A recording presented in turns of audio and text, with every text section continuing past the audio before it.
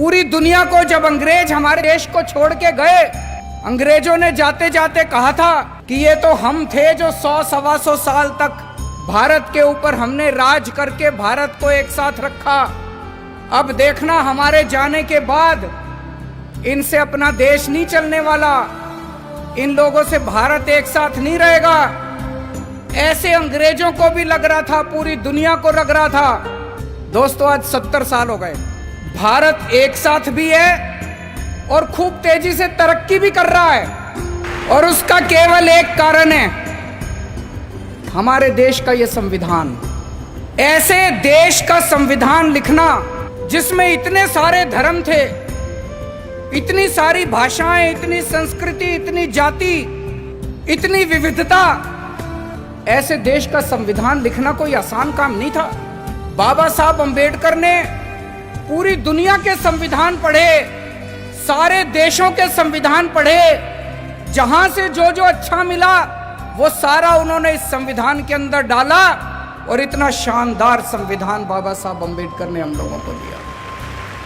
संविधान में लिखा है बराबरी का अधिकार होगा।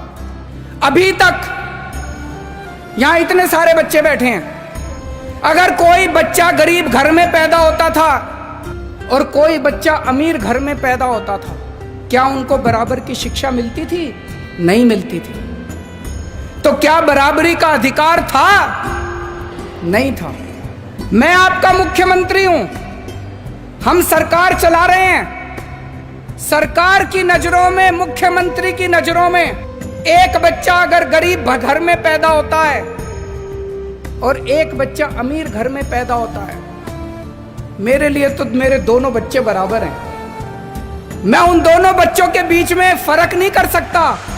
तो इसीलिए जब हमारी सरकार बनी, हमने अपने सामने सबसे पहला लक्ष्य रखा कि इस गरीब के बच्चे को भी अच्छी शिक्षा दिला के रहेंगे हम लोग। दिल्ली में जो भी बच्चा दिल्ली में पैदा होगा, चाहे वो गरीब का बच्चा हो, चाहे अमीर का बच्चा हो, सबको अच्छी शिक्षा मिलेगी, सबको एक जैसी शिक्षा मिलेगी। दोस्तों, आज 5 साल के अंदर हमने वो करके दिखाया। बाबा साहब अंबेडकर का एक सपना पूरा किया हम लोगों ने। हमारे संविधान में लिखा है जीने का अधिकार होगा।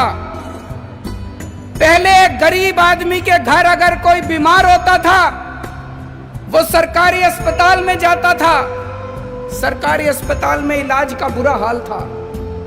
आज दिल्ली के अंदर सरकारी अस्पतालों में वैसा ही अच्छा इलाज है जैसा प्राइवेट अस्पतालों के अंदर इलाज हो रहा है। लोगों को हमने जीने का अधिकार दिया। दिल्ली के अंदर हमने योजना बनाई। अभी तक अगर किसी का एक्सीडेंट होता था, कोई उसको बचाने के लिए नहीं जाता था, वो बेचारा सड़क पे पड़ा रहता था। लोग सड़क पे गुजर जाया करते थे।